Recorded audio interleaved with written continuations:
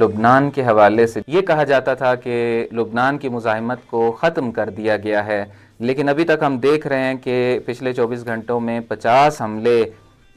کیے گئے۔ تو آپ اس حوالے سے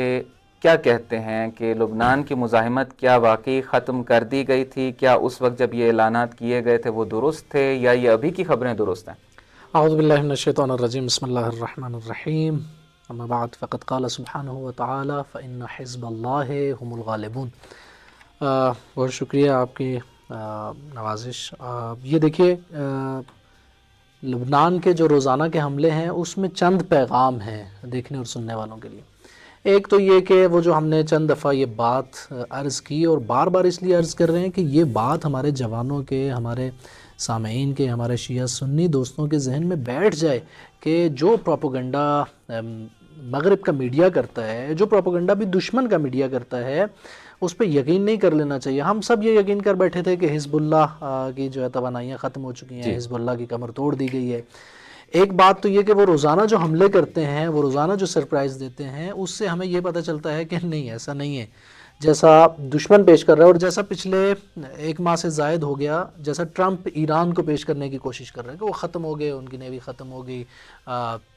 ان کی فلاں طاقت ختم ہو گئی، ان کی فلاں فوج ختم ہو گئی، ان کا انفراسٹرکچر ختم ہو گیا، بالکل ختم ہو گیا وہ۔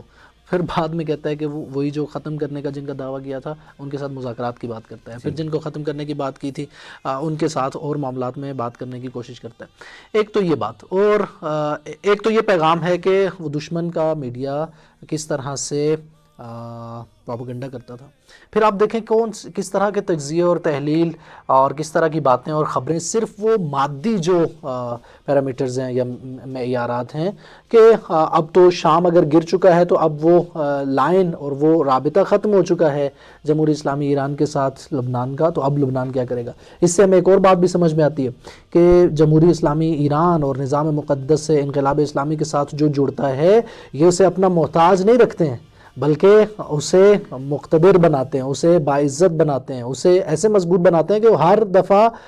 اس طرف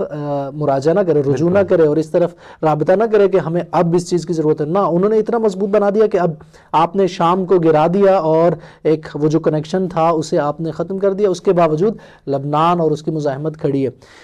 ایک اور بات، جو روزانہ کے ان کے جو پیغام آتے ہیں حزب اللہ کے اور لبنانی مزاحمت کے، اس میں وہ جو انہوں نے لکھا ہوتا ہے، وہ لکھتے ہیں کہ دفاعاً عن لبنان و شعبہ، لبنان اور اس کی قوم و ملت کے دفاع میں ہم نے یہ حملے کیے ہیں اسرائیل کے اوپر۔